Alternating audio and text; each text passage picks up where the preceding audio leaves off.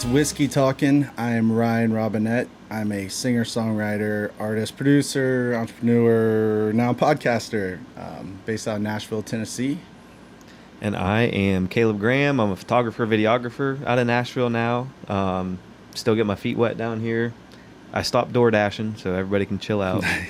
And today we've got a Uber Eats pays more, that's why. Grubhub all the way. But no, thanks for tuning in. If you watch the last few episodes, obviously you know where we're going with this. We're going to keep bringing Ohio people back until they stop coming in. Evidently.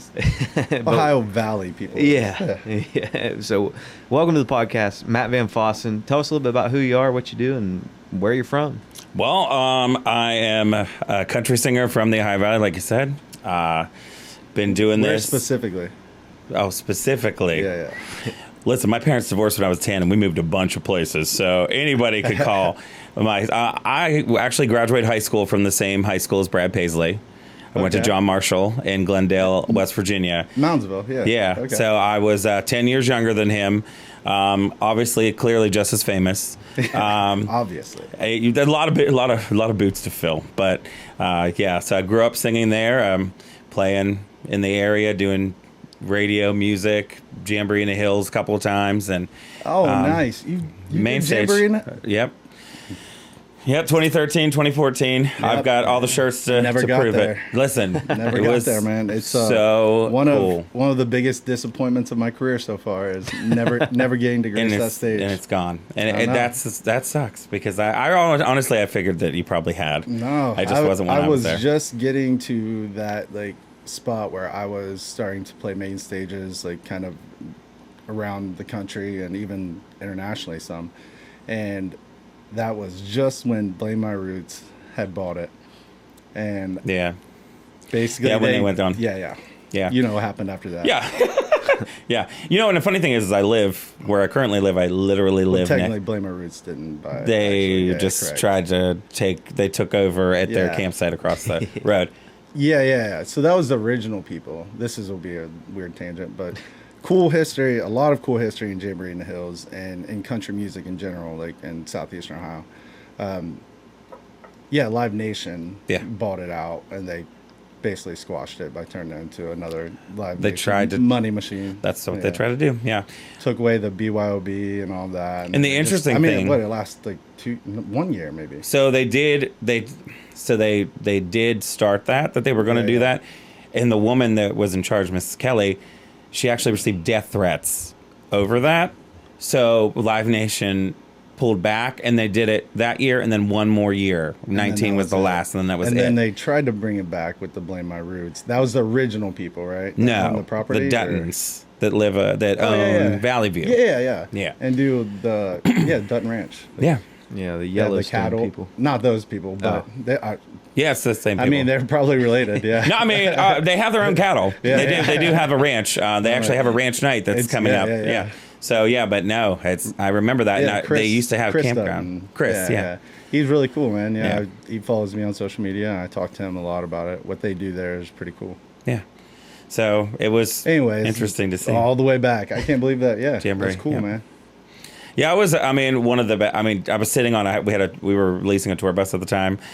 Got to ride that in with my grandma and be backstage next to Tim McGraw's tour bus and all these people and watching that man roll tractor tires. I had a fiddle player that was a girl at the time, and she just sat in the driver's seat and watched him for the hour and a half he was out there doing it. I remember when all those were going viral on Facebook and stuff. Tim with his shirt off, just out there, just rolling tractor tires, just flipping shit, whatever he could find, just. Yeah, those were the days. So that got you. So when did you actually get into music then? So I did karaoke contests and Colgate Country Showdowns, of course. Yeah. In the middle 2000s. I sang since I was a kid, but my stepfather had told me that I sound like a dying cat. So I would never do it publicly. Yeah, and then yeah. senior You gotta year, love supportive parents. yeah, well, he was special, but I feel like I feel like a lot of the people in the arts, their parents are not that dissimilar. Like, Yeah, my they mom- heard that from one parent or an uncle or aunt at some point. for sure. right? My mom was so, once it finally happened, was everything that she could be about it. But I needed a credit to graduate from high school, and it was either speech or choir. So I chose choir, and the choir teacher, you had to audition to be in this like elite choir. Yeah. So I auditioned, whatever, and she knew what I was capable of, but she'd always like, sing out VanFossen, sing out VanFossen, I know what you can do. And I would just be like, no, no, no. And then we had to do like a spring solo thing, and I did it, and my mom was like, Man. okay. So then I didn't do anything with it. And then Wheeling Island redid their casino, and they were having a karaoke contest called Wheeling Island Idol. So Wheeling, West Virginia. Yeah. And I tried out for it, and I got first out of 500 people singing Austin by Blake Shelton. And then Come on. thus began me doing all the showdowns, doing Austin all over. It's my favorite song to do ever. So when was this? So that was 2006, 7, 8. Okay. And then I recorded my first album in 2009 while I was doing another big contest that I ended up getting third in. So how old were you about that Oh time? God, I was 20, Roughly. 25. Okay. Yeah. Man, you were on fire. I was doing a lot of random crap, but Yeah. I didn't have a band. I was still singing to tracks, like to places, whatever. You know how that's like burning CDs But you with were the songs. doing it. Was doing Like, it. That's, again, I tell people all the time, I'm like, one of the first things I get, like, especially like from people who are just starting is like, how do I start? And I'm like, you just You start. have to sing. Yep. You start. Like, you do whatever you have Yeah. to do to sing or write or whatever. And it's like, if you can't play guitar yet, you do whatever you have to. Exactly. Yeah, Yeah. and I did. I actually the other day I was watching some videos that I found at my grandma's house, and there I was doing tracks to all my favorite covers at some bar. But people loved You it. probably had to have them on CDs and stuff, I karaoke did. tracks Yeah. back then, right? Yeah, and I Kids still- have it so easy. And I now. sold my. You just have to Google. I sold my karaoke burnt CDs Yeah. of me. I went to a recording studio and recorded covers of me singing these other people's songs and would sell them. It was easy cash. People were always like, "Yeah, give me that CD." It was just handwritten. Those are motivators. Though. Those were Yeah. wonderful. Those were wonderful times. But when you go back and listen, I can't. I just can't. I can't. I am with him on that one. Yeah, I've there's been something there. to be said about the fact that people don't understand that it's a muscle, and the more you use it, it's just like, I mean, I'm not physically fit, but my throat is physically fit. So that works out well for me with the singing, because I can't stand to listen to myself back in the day. But now, the things that I can do that I used to be so scared of, that just come with ease because I do it so much now that it's worked out. Again, I battle pizza. And Big Boy, got Yeah, my little I Big mean- Boy tattoo. I battle all that stuff, but Let's get that again. Show better. battle Show my better. my Big Boy. Look who's going to sponsor his next tour. Oh, they like everything I post when you got it in there, and then of course Rax. I got my little Rax shirt on too. It's the same like family, right? Same No, owners? Rax was it was Arby's. It was like Arby's. Oh. It's a fast food What was restaurant. it? Rallies? You're thinking about about Rallies? rallies with burgers and stuff. Okay, yeah. We'll talk about rallies later. And the fries were similar or whatever, but The fries their fries are good. Yeah. All right. I mean, I'm a foodie. Anyways, That's what, that's, back to you don't topic. end up this way. But I'm happy regardless. But yeah, it's just one of those things. you know what you're doing? You're helping the economy. You know what I think You're about that? feeding so many businesses. Like, come on. Well, that's true, but I really don't eat that much. That's the scary part. Especially we've been down here in Nashville this week. Like we eat once a day, maybe twice, Yeah. if we're Stay too busy, lucky. man. But we've been doing the international tour of chicken strips. Oh, Bojangles, then Yeah. Zaxby's, then Raising Cane's. We're just Yeah, doing yeah, that. yeah. have you tried Hattie B's yet? I have not. Oh. Have not. That might be an after Prince's? podcast situation. No. No. So you haven't tried any of the staple like hot chicken stuff yet? No, well, I'm not a hot chicken person. Yeah, but you can get their They have unhot. sauce. Okay, well, they then we can have play that. original. It's still Okay. spicy, but Well, I can do the spicy, but not like super. It was no, crazy. it's not hot. It's not Okay. like burn your mouth hot. Yeah. Okay, well that's fair because I don't want to do that. But yeah, so that's what we said with low budget chicken tender diet this week, which is it's fine. You can do what you got to do to survive, and it's not that we're poor because we're not, but it's just like when you go downtown and like you go downtown and you spend so much money on a drink. That's That you're talking about. You're like, That's yeah, a now different side of I the know. coin, for After we've sure. been down there, oh, that's exactly why he said, oh, you just buy me a couple drinks just on buy me some Broadway. I'll take drinks some today. pictures. Yes, that's It's why. like, you spend a few coin, maybe a couple Bitcoin down there. Yeah, Like, for sure. Yeah, but it's so cool. So yeah, I was 25 and I did the first record and it was garbage in my opinion. But the first song got on the radio on WOK in Wheeling and got to hear that with my mom for the first time. It was crazy.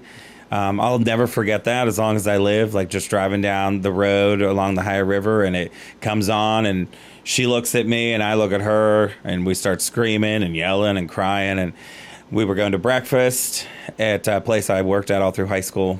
And I grew up listening to that station while I worked in that restaurant. Yeah. And there I was on it. Probably the one like station around there too.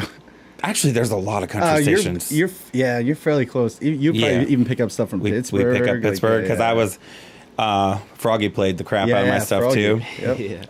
But it was so awesome. And then a couple months later, my mom called me and she's like, "I've heard your song on the radio like 100 times, but today they started talking about you afterwards."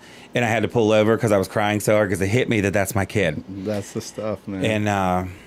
And then I was living in Columbus at the time. I was driving back and forth to do shows and stuff. And then on St. Patrick's Day 2010, she went to work and she had a stroke. She was 50 and she passed away.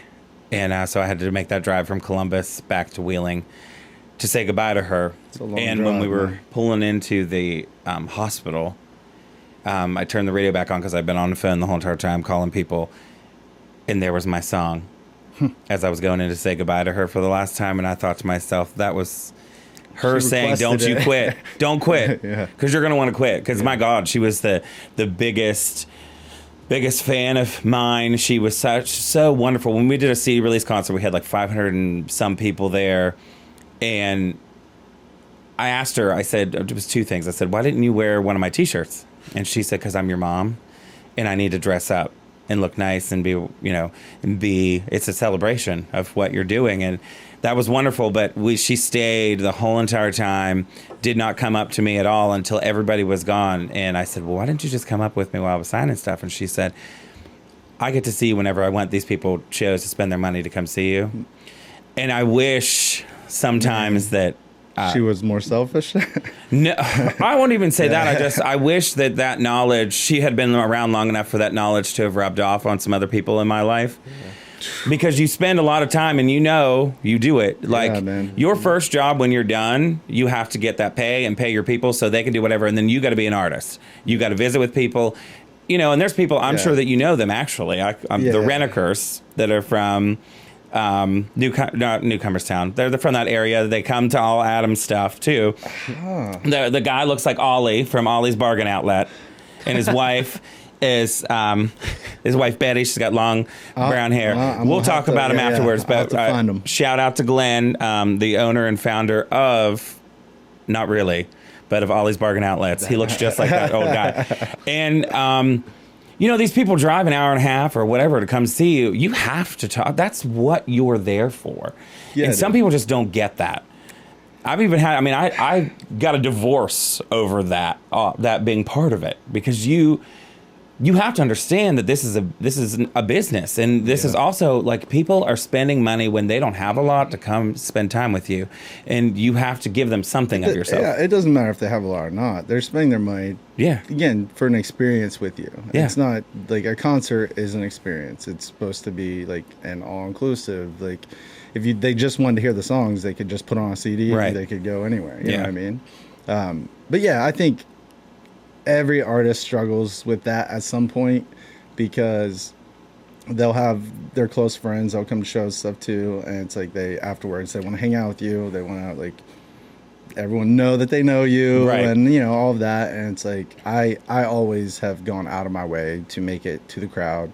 Go out even after my shows at big festivals. I'll go out in the crowd and like try not to like I'm not why people are playing, but like I'll go out and I'll talk with people, hang and like and that to me is one of the biggest things that has helped progress my career. Sure. Is being personable, being like, because I feel like I'm no different than them. I'm a fan just as much as they are. Like, not of myself, but of other music. You know what I mean? Like, I love being a fan of music. Like, that's how we all start in the first place. So yeah, it's to me, that you did it great. You said it great, and your mom being that aware to like is really cool. It was so cool, and and I think back that you talking about that because when I played at Jamboree Hills on main stage twice, like I change clothes and then I go out, and that was my favorite I had to part. change because I'm just soaked in sweat. And as soon as I step off the stage, I'm like, wring this out. I wanted to fit in. It was kind of like a thing. I wanted to fit in, so you put shorts on and a ripped T-shirt and whatever, and you go out there and you do the experience, and then people stop you, and then they're offering you alcohol. They want to take pictures with you. They tell you how great you did, and I have been, I'm a part of history with that festival, and when they did with the people, and that's the thing. Cool. Like it's so cool. When I see somebody randomly with a, Jamboree Hills 2014 shirt on somewhere and my name's on the back, and I'm just like, I'm like, they probably don't even know who I am. I'm very unassuming. So like when we did the listening room the other day in Nashville, like I got off stage thinking nobody wanted to talk to me, but everybody wanted to talk to me. And that was wonderful. But I guess that there's still a confidence thing that's not necessarily there where I don't know what I possess sometimes, so I don't think that people care, and that's so stupid. But those conversations, I mean, there were people there from Australia and Ireland, and the one guy was like, I am a country music fan now because of listening to your songs. They're so, they just touch you in a way that some other music doesn't. And I was like, well, that's the ultimate compliment. I mean, it truly is. We just had someone on yesterday, another Ohio boy, and guitar player stuff, same thing. And I told him the exact same thing that I'm saying now is there are 0 people that knew for a fact that they had it 100% of the time. Sure. Like, everyone goes through imposter syndrome. I still to this day, like no matter the numbers, when I get that, like I can't believe that people want to listen to my music every time I release something. Again, what you're saying, find old photos of stuff that I played from 2016, 2017, 18, and people will like repost them and be like, I remember when, again, this festival. Yeah. And knowing that I created an experience to them that they wanted to remember enough to repost that and stuff too. And there were bigger artists at that festival, but they didn't get pictures with them. Sure. You so know, you made an impact. Yeah. And I think that's one of the coolest things about music to me, and what I've always loved is I love people and I love connecting with people, and that is like one of the most easy ways to connect with any individual on the planet. Sports and music. Like instantly you could feel like you know them, at least a portion of them well enough to be like, yeah, I get it. Yeah, that's really true. So you're at 25 right now, roughly, right? Yeah. All right. I'm very, very sorry about your mom, by the way. Yeah. Man, I've lost a lot of people in my life, and going on with daily life is tough. Going on with a dream is way harder. Yeah. So for you to continue to keep going, again, in your mom's honor in a way, is really cool. So yeah, what's after that? Yeah, so after that, I was introduced to a guy that wanted to back me. His name's Doug, and so he paid for my next record. He got a tour bus with my name on it. We traveled all over God's creation, did Jamboree in the Hills, did all that stuff, and then I was kind of struggling with that whole moving forward without her. Yeah. my grandma had really been her mom had taken over like the mom role, and my grandma was there selling merch and doing all this stuff, whatever. But there was just something with me. Man, what a blessing! Though. Oh my gosh, incredible! Like I literally have photo albums with pictures of the shows, where they were, how much merchandise she sold. And to remember all of these years by, it's incredible. So cool, man. Yeah. She was so, and that's the thing. Like, I can't say that I wasn't blessed with people that were so supportive of what I do. But I was struggling with mental health issues. Yeah, and to find your with own the grief worth and your own confidence in what you were doing. So I just always tell people, like, I've half-assed my way to the middle. Mm-hmm. And then I was right behind you, man. Yeah, I mean, that's just it. I've always wanted to be here, but after my mom died, there was just something about I can't be 8 hours away from my grandma. And while some people may look back and say that, you know, finally getting down here and getting your feet wet as you turn 40 is too late, I don't feel that way. I feel like I wasn't ready. I wasn't ready mentally. I wasn't ready as a person. There are so many things that happened to me, like talking about Jamboree in the Hills. Like, after I played on main stage, and obviously it was on TV and all this stuff, like, I searched my name on Twitter. Don't ever do never do that. And some guy was like, VanFossen is on stage at Jamboree in the Hills, out of breath, hashtag hit the treadmill, dude. And hashtag fuck you, bro. Right. And that's fair. Yeah. That's fair, but that kind of crap, it took me a long time until the last couple of years really to just not give a shit what people say.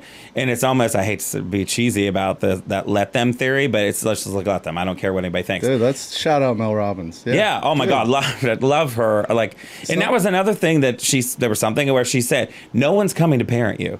They're not going to make you get up and go to the gym. They're going to make you do laundry. They're going to make you chase your dream. No one's going to make you do that. And that really hit differently.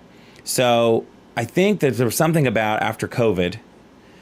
I had a band before we played all over God's creation, but after COVID, I had gotten married. I made a wrong decision, which we do sometimes. Yep, we're human. And I was with someone that was not really supportive of my dreams. I actually almost completely stopped playing. They didn't want me to. And I just was giving up on myself as a person. And then I was like, okay, well, and I had moved to like almost Parkersburg. So I was like, well, let me find some musicians down here. And so I put a Facebook thing up, you know, as people do. And, you know, my life changed on a day when I met someone that wanted to come and see about playing guitar for me that shared a vision. His name is Steven. Shared a vision, saw what I was capable of. And Steven's actually joined the crew today. Yeah, Steven's here. Yeah, Steven Gridley. He's got a microphone too. Yeah, I am the man behind the cameras. Yeah, he's You'll see him later. Run the switchboard, so if anyone's ever talking and you can't see them, blame that on Steven. After that really nice Like when he was looking at me right now and wasn't looking at the screen like that. Yeah, Exactly. All right, anyways, But yeah, so you met Steven. Steven, and, you know, I had my ex's best friend drummed, and so he wanted to drum, and, you know, so we restarted, and I started being more of a roughly a year. So you were married in 2020. Married in 2020. I restarted the singing thing in 22. Okay. I hadn't walked away from it, but I just wasn't doing very much of it. Yeah. And then we all go through it. Yeah, you have to. Found worked with some really, really, really great songwriters that were saying things and getting things out of me that I didn't even know I was feeling. And I planned to release.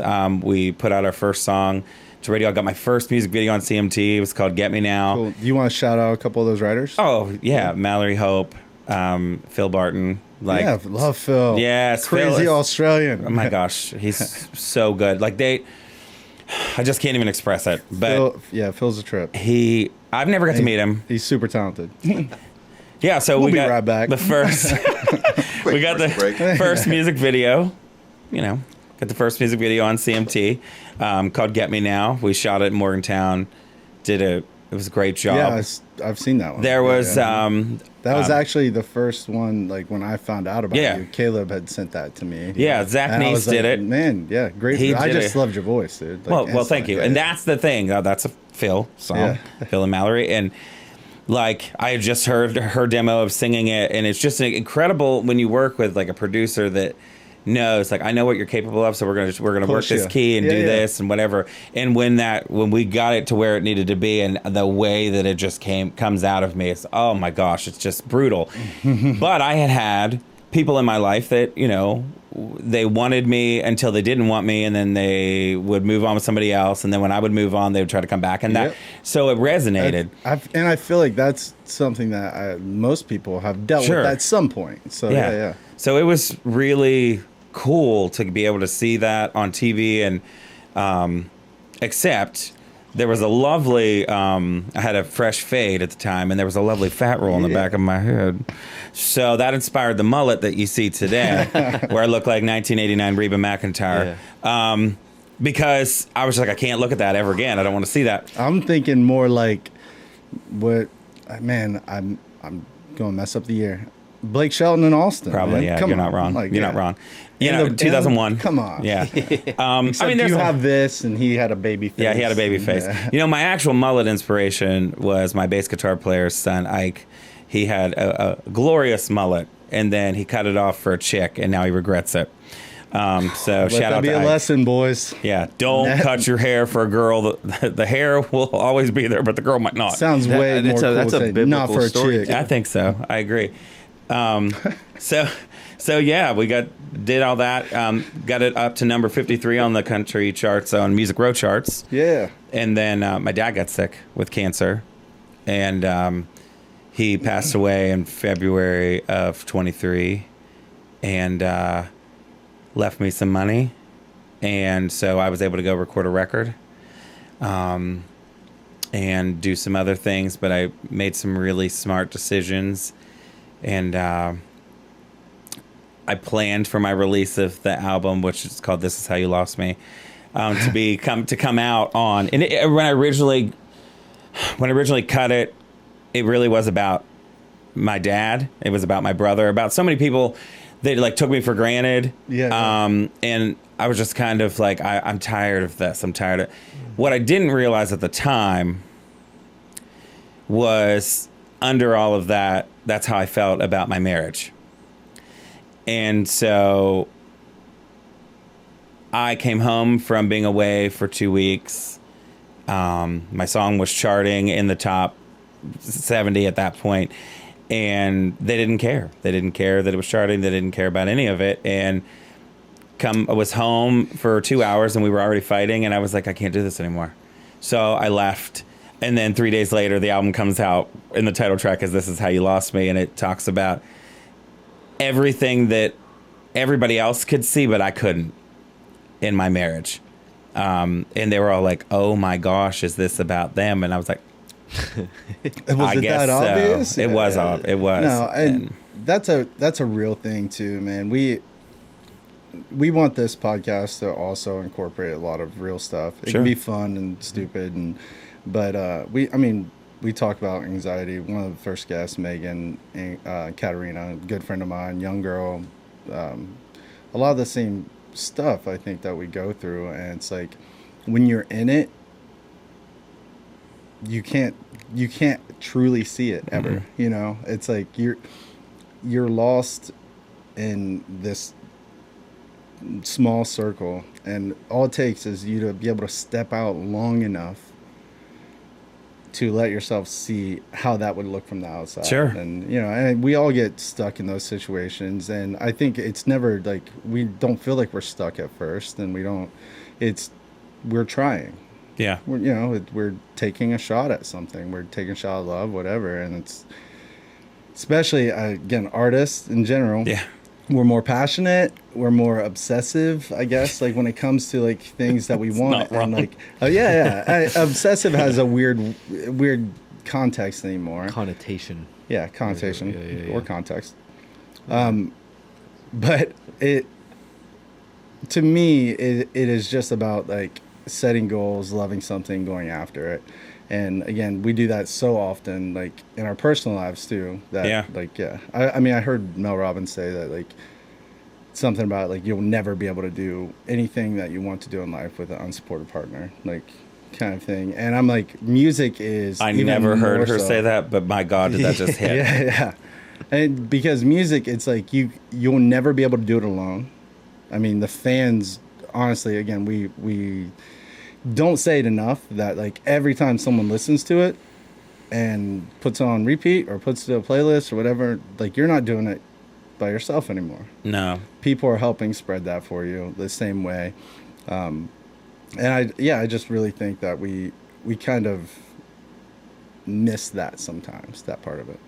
Well, because they're making a conscious choice. And that's something that, I do myself as a person. Like if I'm a situation with someone that I was kind of seeing after I left, put me in a mind space of listening to Shut Up and Drive by Shelley Wright. And I have a tattoo of it, but people always think, oh, are you talking about the Rihanna song? No, not talking about Rihanna. Talking about like one of the songs that made me want to be a country singer. And, she says, shut up and drive. You don't know what you're talking about. He's not the one, and you ought to know that by now. And so many times in our lives, like, we don't understand that. One of the things that Mel says as well is that behavior is a language. We don't understand that. People can say whatever they want to you, but the behavior that backs that up is what you need to be paying attention to. And with people, specifically someone that was in a music video with a car, behavior was a language. And so you learn lessons like that. Somebody could be so supportive of your art or your craft, but be so detrimental to you as a human being because of some war that they're fighting in their own head, and they're taking all of that out on you. And so for me, that I learned more in 2024 about my resilience and what I can survive than I ever have from anything. And I've lost both my parents at this point, and I'm just now 40. Like I've lost so much stuff in life, but I learned so much from one individual that I thought was going to be such a blessing in my existence, but turned out to be something that took me to the darkest place I've ever been in my life. And it got to a point where if it wasn't for, my right-hand guitar player, Steven, if it wasn't for the people that I surrounded myself with in my music. That got you, though. That's the only reason I made it out to the other side, because I was really dark. And it's really odd to me to see that people, I never knew that someone could make you feel that way.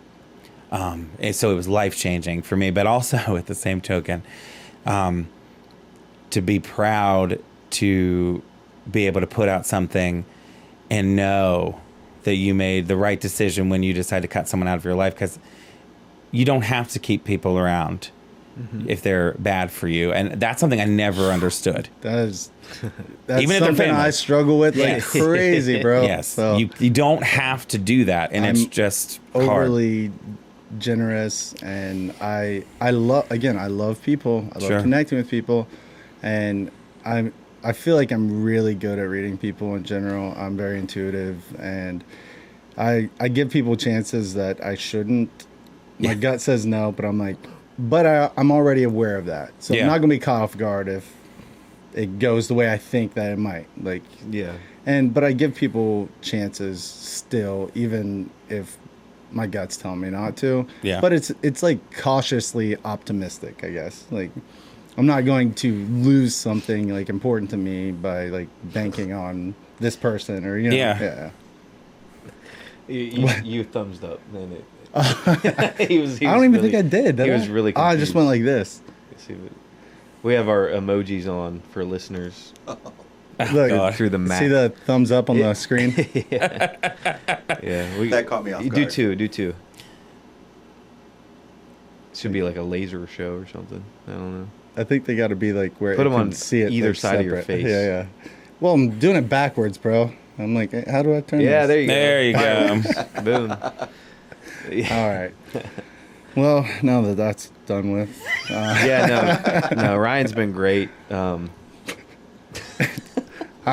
I like that segue. Keep going. Yeah, Ryan's a great human. Like, I don't know. I came down here a year ago. I lived with Ryan for a little bit, and I moved out. And now I'm back here True somehow. story, yeah. I don't know what I'm doing, but we'll figure it out eventually. The thing But- is that you don't have to figure it out right this second. Right.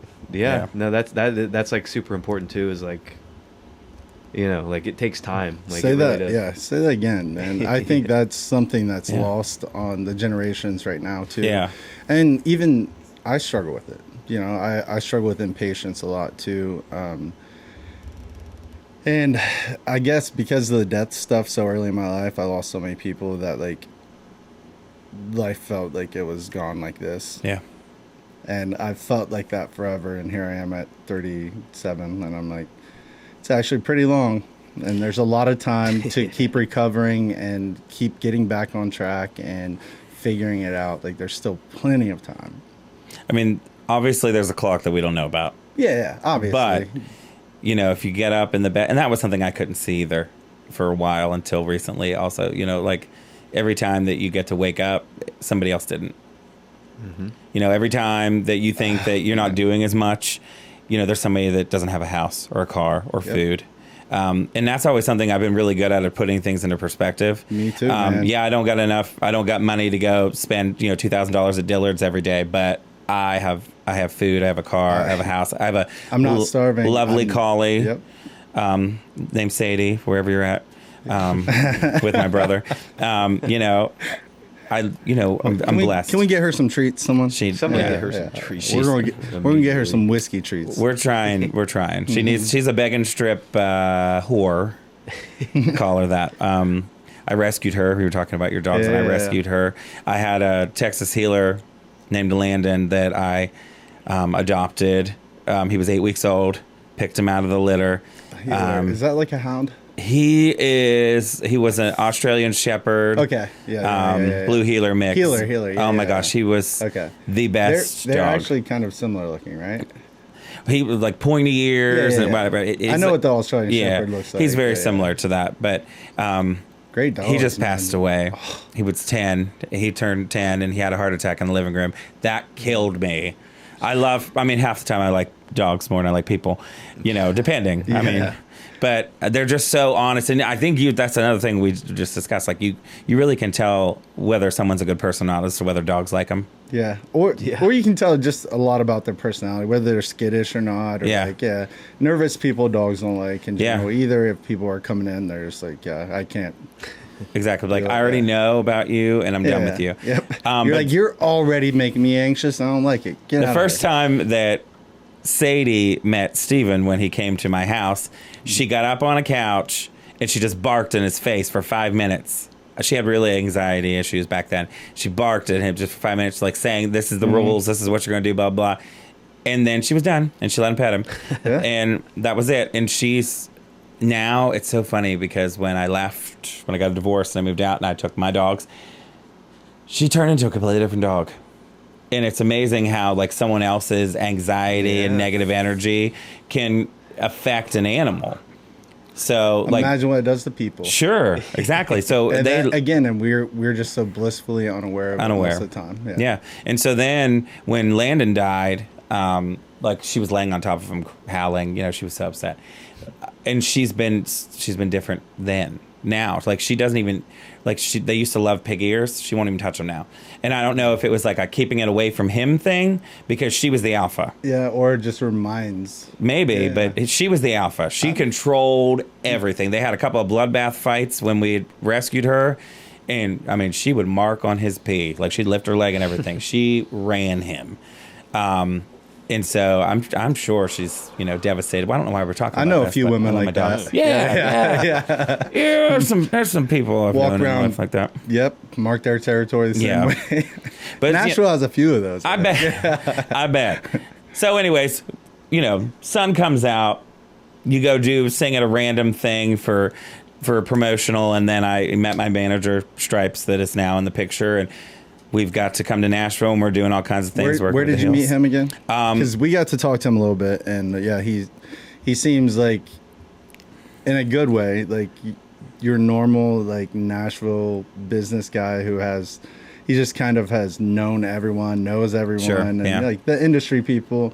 Very similar to a lot of the artists that I came up with. It's like we all had to be independent from the beginning. Right. We were the first generation that had some control over, like, we could put our music out on streaming and stuff and build Instagram fan bases, and we didn't need labels to get it started. Sure, yeah. And he's definitely seems like one of those guys that he's got stories and stories. And stories. He's a trip, Good and bad. I met him at a karaoke contest. I was not singing karaoke, but it's a big deal that they have at Chris Dutton's restaurant called Pike 40. They do this Pike 40 Idol thing, and I had been a guest judge like twice, so they had me come to sing my new single. Yeah. Because they knew there was going to be a lot of people there, and he was there, and I left because my grandma needed something after it was over, and the girl that was running it called me. She's like, did you leave? And I was like, yeah. And she's like, can you come back? The guy that's here that is in management wants to talk to you about working with you. And I was like, doom, just turned around in the median of the interstate. Because that's the one thing, well, you well know this, obviously. Like, I was working a full-time job until last week. So trying to do the booking, do the promotion. Was it DoorDash or Uber Eats or? No, I was a store manager. Chill. Everybody chill on the DoorDash. Yep. guys. Everyone. Listen, that's what I'm going to be doing now. So, bro, it's cool. Caleb, Nashville's got a good DoorDash scene. You got to Just to step let you up know. your 9 to 5 game. Bro. Yeah. It's the funny thing is that I thought I had to have that, or else I was never going to be okay enough to succeed. But I realize now that all those years of keeping that full-time security blanket cost me so much with what I'm doing. So when I've always had this thing, like, again, I grew up single parent. We'll go through this. One day I'll do a podcast and I'll run down my whole story. But my dad raised us by himself, making like nothing. And we're like very, very similar to, like, I feel like how you grew up. It was just kind of like I thought I had something. Like, I didn't know what it was, but the one thing that I had over everyone else that I knew around me was I was a perfectionist. Like, when it came to, I never played a sport when I moved out there. And the first friends I met played basketball, baseball, football. I got a basketball and I started dribbling, like, in our grass out in the front yard, like, and I would dribble for 5-6 hours, same way. Like, I was just like, anything that I wanted to do, I just made sure that there was nothing that would stop me. Yeah. Like, and trying to do that in a way that's also beneficial to everyone involved. You're not stepping on people. You're not, it's hard. Like, there's a lot that goes into it. And to me, visualizing stuff, again, has been it for me. So when I moved to Florida, I was living in Orlando I went to school to be a PTA, a physical therapist assistant. Oh, okay. And I was doing traveling stuff, and I finally in Orlando settled down, kind of, and was like, all right, well, bought a house in Orlando, nice house. And I was going through this. I was 4 years into my physical therapy career, and I lost my grandma and my uncle back to back, within a year and a half. And my grandma and my uncle were basically my mom and my second dad. My dad and my uncle worked together their entire lives, as long as I knew them. And it was one of those things where I was like, I need to get back into music. I need something for my soul. This is way too short. Again, I'm losing myself in this rat race, and it's not making me happy. And I just kind of started getting back into music in a very constructive way. I started watching interviews with writers. I found the writers of the songs that I loved Sure. my entire life. And I started watching interviews with them, and I started going to Songwriters festivals, and then I started writing by myself again down there. And long story short, I had some stuff take off. Tyler Rich helped, and I came up to Nashville, and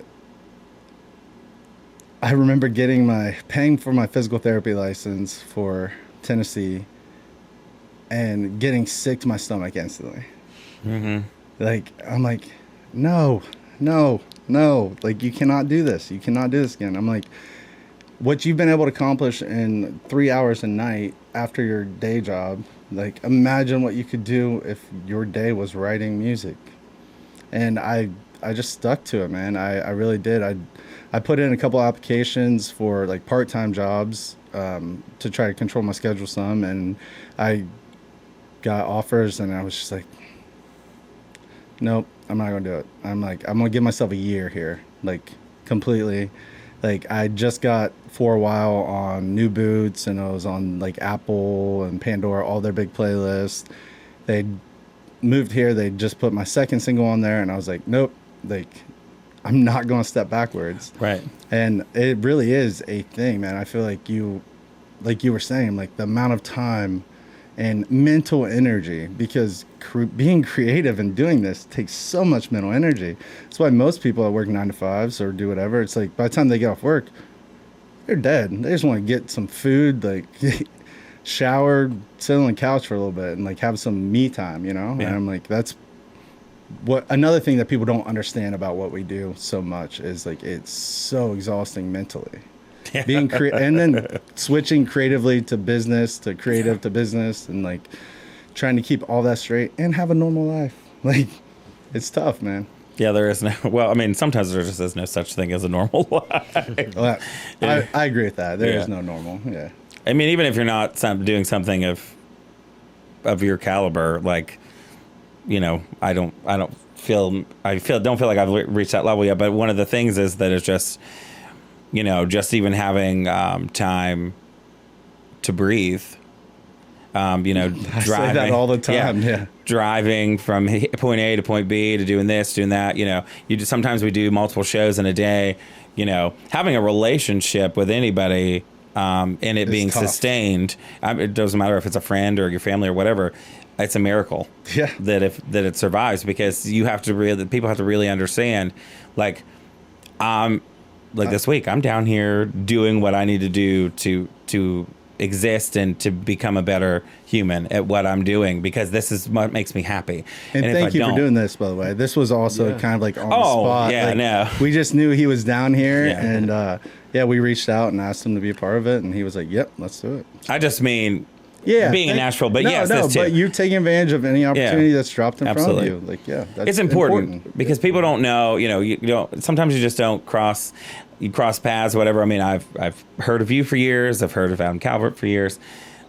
Never met either one of you. I've met you today, thankfully. And you know, but we all work this like circle that we don't get to go to other people's shows because we're doing our own stuff, and so now, you know, you just watch the trajectory of everything everybody else is doing, and there's not a word, I wouldn't say jealous, but I will say that over the last year, while I've been contemplating this change in my existence, watching everything that you two have been doing was like, you can do this. Look at them.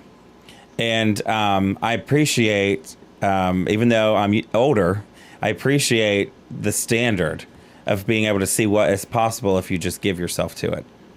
So I appreciate, because I mean that. I'm not just trying to kiss your butt.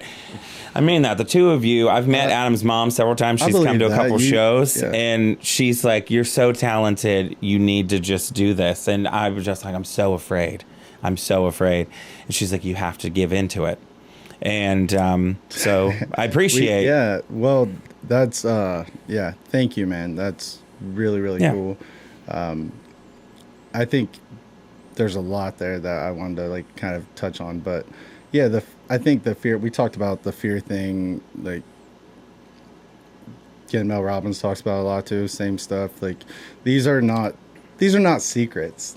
Yeah. But they feel like it, because if you don't constantly implement them and make them part of a habitual thing you're doing, then it's not something that would come to your mind. Our body's not made for that stuff. It's made to panic, for survival, it's like, and that's gone. So that's the initial instinct. And we have to like literally habituate these like thoughts and these ideas and how we carry ourselves. And to me, like, again, I think that too many times we let fear just literally dictate our lives. I do this weird morbid thing that I've talked about on a couple podcasts already. I remember I was in a similar situation where I was just coming back and really starting getting into music for a while, started getting radio play. Like, that was when you could independently get radio play. And it was like right at the cusp. So 2016 and 2017. And radio station in Boise, Idaho, 104.3 Wild Country, like, brought me out. Their PD, like, loved it. He was like, hey, we don't normally do this. We don't have a country artist, like, but like, I've been trying to like revive the Boise Music Festival. He brought me out there. I remember like being like, I'm not ready for that. I hadn't played a full band show in 5 years, and I'm going to play in front of 20,000 people. And I just remember being like, what? Like, I wanted to say no so bad. Like, and it's become one of like the turning points in my life. And my initial instinct was, I'm not ready. No. Like, yeah. And I had to literally talk myself through it and be like, you're just doing that out of panic. And it's like, now actually dissect what's happening and what you're capable of. And I'm like, it's 6 songs. Like, one rehearsal, you can do this. Like, and it was just like, I hadn't done it in so long. And it was just kind of like literally being thrown into the fire from, like, I've played in bands my entire life, but I was like literally 5-6 years since I'd played with a band. I'd only played a few acoustic shows again by myself down there. And again, just the fact that you know how temporary life is. Yeah. And being able to bring that to the forefront of your brain again, like, again, it sounds morbid, and it is in a way, but nothing really matters that much then. You know what I mean? All those fears and the silly stuff that you're like, how am I going to look or whatever? It's like, well, they're also worried about how they're looking. You know what I mean? Yeah. Everyone is also worrying about themselves as well. So just overcome it, get out there, and it takes normally a minute on stage, and I'm like, yep, that's where I belong. Good. Yeah. But taking those initial steps, and again, it's like I've developed mental tricks and tools without alcohol and stuff that like bring me to the same euphoria of like, man, I get to do this. Like, why am I sitting here stressing, being all serious? I get to do this. Like, this should be the high. Like, and it's just been a really cool process knowing that and hearing from other artists too. Again, like, kind of the same thing. It's like it's scary. What we're doing is scary. Especially if you want to be a real artist and put yourself on the line. Right. Like, and talk about real stuff that happened to you. Yeah. Have an album where people are like, is that about? Yeah. And you're like, yeah. It's a vulnerability that I think in some facets of country music has been gone for a while.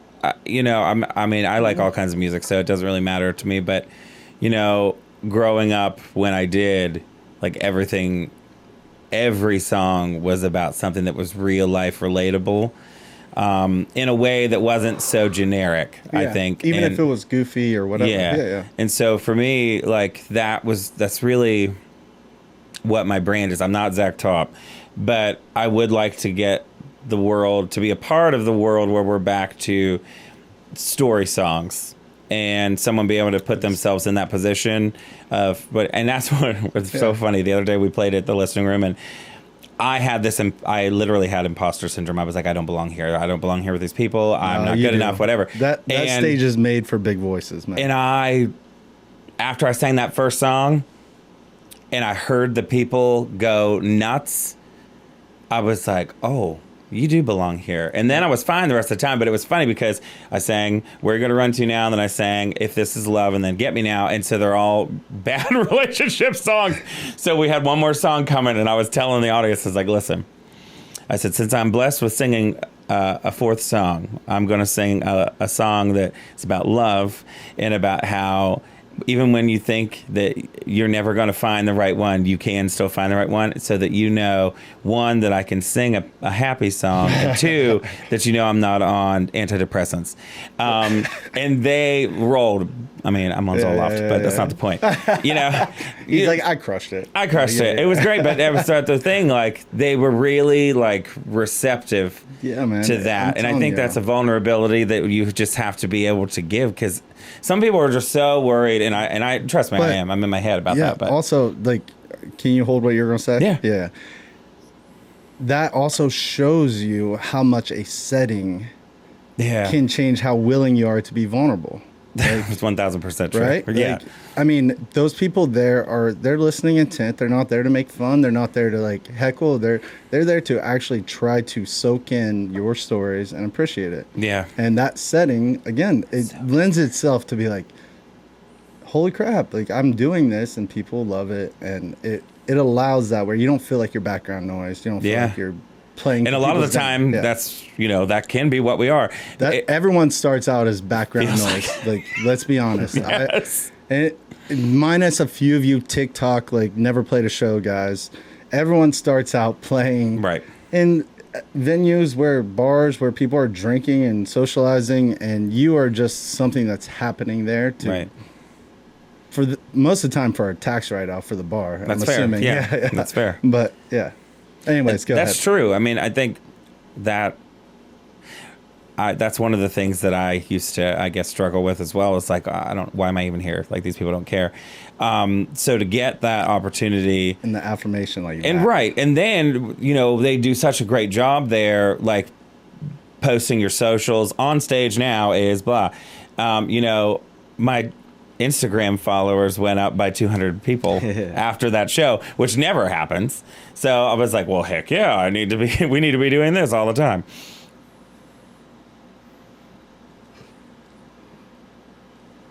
Yeah, go for it. So I have a funny story about that too. Not really funny, but a cool story. I've played the listening room quite a few times. I've been lucky enough to have like people like Johnny Bolford ask me to come in and play, who's written like Lonely Eyes for Chris Young and a bunch of stuff, you know. Those are connects that I had made when I was in town right away, and I had fire, and I was, you know, writing with anyone and everyone I could. And one of the times I played actually with the Heels. No, it wasn't with the Heels. It was the one before that. But I was just playing the listening room, and it was one of those things where I just came back from the road the night before. I think I was like, like 2 a.m. and we had a 1 o'clock like show, and I was like, I remember waking up at like 10 being like, oh my gosh, like I'm dead. I just drove like 18 hours, and again, get in there, sit down, play the crowd, and it's like by the second song, like just completely packed house, everyone listening, and I'm like, I got my energy from them. Right. Yeah. And then I met a few people there that like stuck around to take pictures, and then I got 2 different $500 PayPal tips. Yeah. Wow. And they had to go to my social media. I wasn't asking for it or anything. People were just like, went to it and did it. Wow, yeah. That's awesome. And I've never gotten, I think maybe once I got like $100 afterwards from one of those things, but that was a weird night. They're both from Northern California. They're from like Napa Valley area. Yeah. I was noted. I wish I had thought about that before I played. Yeah. Just kidding. I told them to keep the rest of the check. Like, yeah, I give it to them. Huh. That's awesome. I made $1,000 in a day that I barely wanted to show up and didn't know how I was going to function, and but it ended up being fun, man. Again, that's what atmosphere can do too. Yeah, for sure. And I know, like, you've been down here, you've been playing a little bit locally now in Nashville. You got some other stuff coming up. What's next for you? I'm going to be down here a lot more. As long as Steven wants to come. Co-writing to work on new material for a new record. Hopefully something that's a little bit more positive and hopeful. Not so dark. I wrote a song the other day with Ford Thurston and Natalie Brady, and it's up-tempo, and it's positive. So I'm like looking forward to all this great energy that's coming out of just being around creative people. Because that's the thing about being back home. Like, there's there's not a lot of people to sit down with and do that. And Yeah, that's the I've written a magic. lot alone when I do it because I'm just like, well, I don't really know how this process is going to work. So, working with other people, I'm just getting to learn that. And get better, man. I will say that I knew I always had a gift, like truly, for writing and creative writing. Even back when I was in elementary, like the creative writing stuff, like I just loved it. Like I loved that. And moving here, same as you, I wrote by myself everywhere else because finding people that do it, most of the people who are doing it are out playing covers. They're not actually trying to be artists. They're not trying to write, create. So yeah, moving here, man, co-writing, like I just instantly, like I got so much better and better and better, like to the point where, like, again, I'm like, I'm good at this. Yeah. And getting you in a room, you can be in a room with people that aren't as good as you, and it will make you better still. Like, it's not about that. It's about, again, like the butterfly effect, in my opinion, too, which is why we always do a word gets a third in Nashville. Like, I don't know how many times I've been online and I'm like, man, someone says something and it's not that, but bam, sparks something. Yeah. And like, to me, the biggest thing about Nashville is that the energy, again, it makes you better. And when you're around people that are good all the time, you want to get better.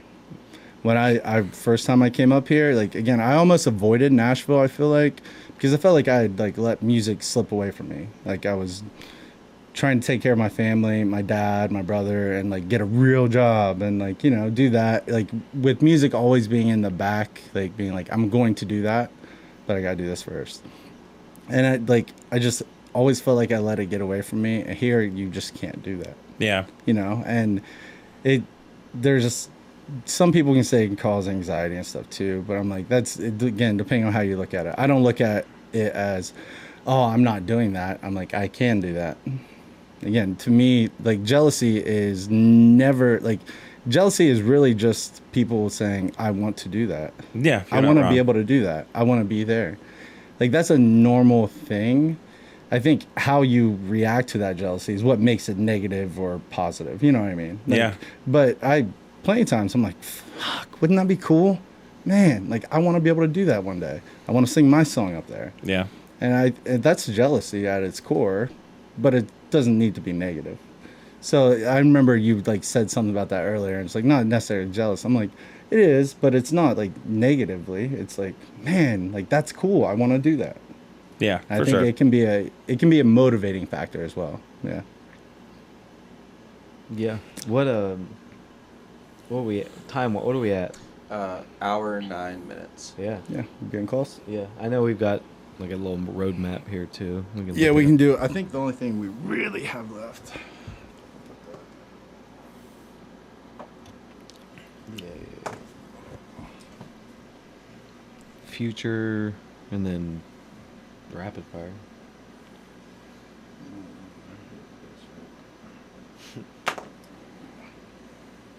Was that an hour and 9 minutes or an hour 9 and 9 minutes. seconds? Yeah, hour 9. We're at hour 10 now. Yeah. Whatever. No, it's been good. It's been good so far. Yeah. It's interesting being over here because I'm like, okay, if I start talking, what camera do I activate? You don't? Exactly. Yeah. Well, our goal, I want to get like a webcam that we have for like whoever's producing it, If you had one of those, I would just be up so close when Yeah. I talked, like I didn't know how to operate technology. Yeah. You want to start off? I can't read. I can't see your. I can't I'll read. text it to you. Yeah. No. I'm illiterate. I can't read. I can't read. No, I meant like I I'm couldn't. from I can't Ohio. see I like can't what's on your read. phone. Like, I have this, Sure. but Is I can't see what you're pointing at. English language. This is just the rapid fire thing. Oh, okay. So there's 15. If you want to start with one of, let's start with. You start with 2. I'll go with 3. All right. And I'll just be And then going back I'll- and forth. Yeah, and then I'll keep. Yeah. We'll Just start pick there, one, and and then I'll- I'll pick one, yeah. and you pick something else. Mm-hmm. You can go ahead and start. All right. What? All right, I'll start. Yeah. Well, you asked the question. I'll get Yeah, the you get us segment into intro. Yeah. All right, so we're moving on to the rapid fire questions part of this. Again, we're still trying to figure it out, and we're going to make it a little more structured later and probably have a little more high stakes down the road. Yeah, I'll talk eventually, but Yeah. So we're going to start with this. Caleb's going to start with the first question for Matt VanFossen. yeah, Matt. So, what's the worst date you've ever been on? No names, just vibes.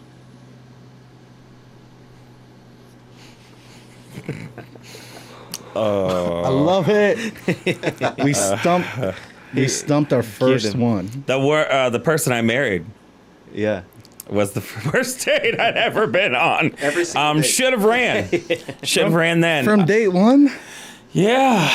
It was just he just came dressed as a red flag, and you were like, "Yup, put a ring on it." Red flag was evident. Now you know what? No. You know what? We're not gonna do that. We're not even gonna say that. It actually wasn't. It wasn't that person know at where all. at. We're gonna say it's somebody from Barnesville. All right, Yeah. all right. Edit that one out. I All gotta do it. right, let's start again. What's the time frame? Sorry. No, you're He good. gave me number 2. 1 hour, 12 minutes, 40 seconds. Okay. I got it. I'll remember. All right. All right, start. Ask the question again. You have it now. Yeah. The rest of them are gonna. They're not that Yeah, crazy. Sure. Like, we should have started with 1. I think 1 was a very good. What was the Waffle House thing? He's not a Waffle House guy. I'm a Waffle House guy. Change it. Be like, all right, your go-to at Zaxby's or Ooh. whatever. Yeah.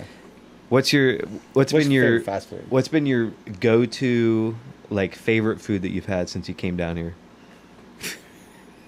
Chicken tender. Yeah, but which one? Which one? Oh, okay. Oh, That's loaded because there's different factors to every different joint that we've been to, but Yeah. I will say they all taste like chicken, though. right. Well, yeah, but I'm not necessarily interested in the chicken. I want to know if the garlic bread tastes good. And Cane's can't be beat on the Cane's garlic bread. Their is Texas toast phenomenal. is the best. Everybody else fails a comparison. So Do you dip it in the sauce? well, hell yeah. I mean, you don't stay this fat without the sauce. I would dip the styrofoam box. This is in the if sauce. I could. This is the sauce. I love it. All right. Next one. You're stuck in a honky-tonk bathroom with one country artist for an hour. Who's the best hang? Ooh. Or- Male or female? Yeah. Doesn't matter. And just kind of why? Like, why would you want to talk to Dead them? or Like, alive? Dead or why do you alive. think it would be the least awkward, like, being stuck there? I mean, I have to go with Reba McEntire. I mean, you'd who never doesn't run out of love things. Reba? You'd never. Well, I love Reba, but Who you'd never doesn't? run out of things to talk about because she's done so much. Reba She's- McEntire. Yeah, man, she's lived a Dolly type life. She really has, and I feel like sometimes she doesn't get the credit for being at that stature. Yeah, because she totally is. She is probably the only like other like country singer in general that I think has like blossomed so much and done so much out of music, like from the TV shows and everything. Yeah. Like Dolly, like everything she's done, she's turned into an enterprise. I mean, my whole entire existence as a child was changed when I saw her on the Grand Ole Opry at age 6. That's when I knew I wanted to be this. Reba. Yes, my whole life. I mean, I used to put on Reba McEntire concerts in That's the the dream, kitchen. right? It was. I had a red shirt on as my hair. My brother was running the cassette tape. My cousin was running the dimmer switch to do the lighting, and I was singing the whole entire live album Yeah. from 1989. There was What's never your anything. favorite? What was your go-to Reba? My favorite Reba song in the world. Or just go-to when you're like, yeah. Fancy.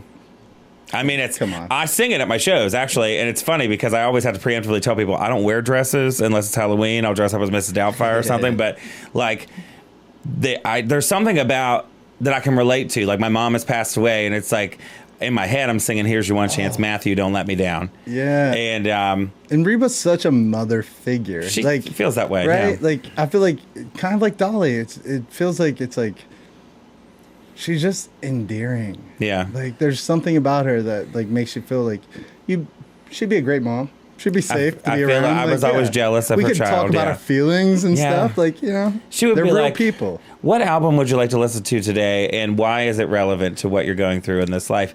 And I could say that about anything of hers. That's the problem. Like, there's so many go-to songs depending on what's happening in my life that I'm just like, oh, I need this 1989, this album, this track, this whatever. She's just so versatile as a human being, and there was never anything like, you can't touch her. And I don't mean that just by her vocal ability, because obviously nobody can mimic her because she has her ribbonisms. That's what I call them. But she has this way of just, she could raise an eyebrow, move a hand, and the whole arena is eating out of her hand. Yeah. And that's who I am try to be as an artist. That's why I don't play guitar when I play live. The only, I think the male version of that would be Garth Brooks. Yeah. Like, honestly, where it's like he could just make a facial expression and the stadium erupts. Right, Like, exactly. yeah. So yeah, I want to get trapped in a bathroom with Reba so we can Yeah. talk about You know what? everything she's done. In a non-weird way, I would love that as well, Sure, Reba. yeah. So if you're watching. In a weird way, I love that. I need. Had to go there. We need Had you. to go Call me. there. Yeah. All right, what's your most irrational fear? Ooh, good one.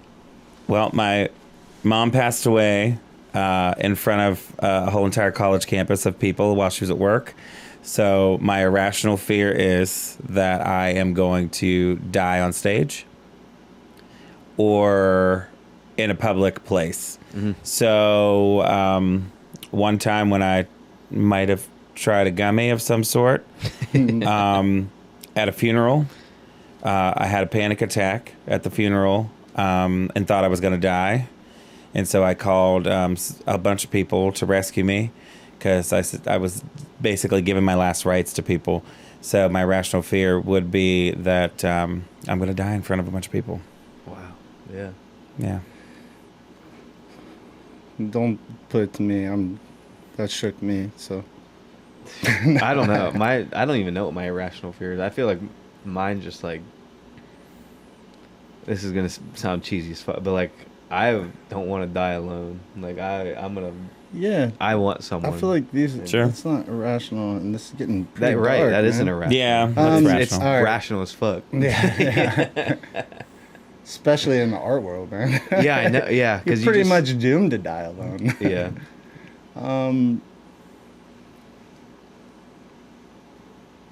Yeah, I guess that this all just gets like this has all been a dream. Yeah. Oh. Everything that I've created and stuff like gets swept out from under me Sure. and like some random like cancellation or probably this podcast is going to do it. Yeah. Going to get me canceled and it's all gone. Yeah. Eventually I'll say the one thing. Yeah. Yeah, And they'll be like like, what? well, no coming back from that one, Ryan. All right. Favorite karaoke song? Austin. I'll give you three. Give me three. Yeah. No. Not what you, when you're trying to showcase for a competition, what you love to sing. Like, yeah. This is going to be completely random. Is it gonna be Reba again? No. Okay.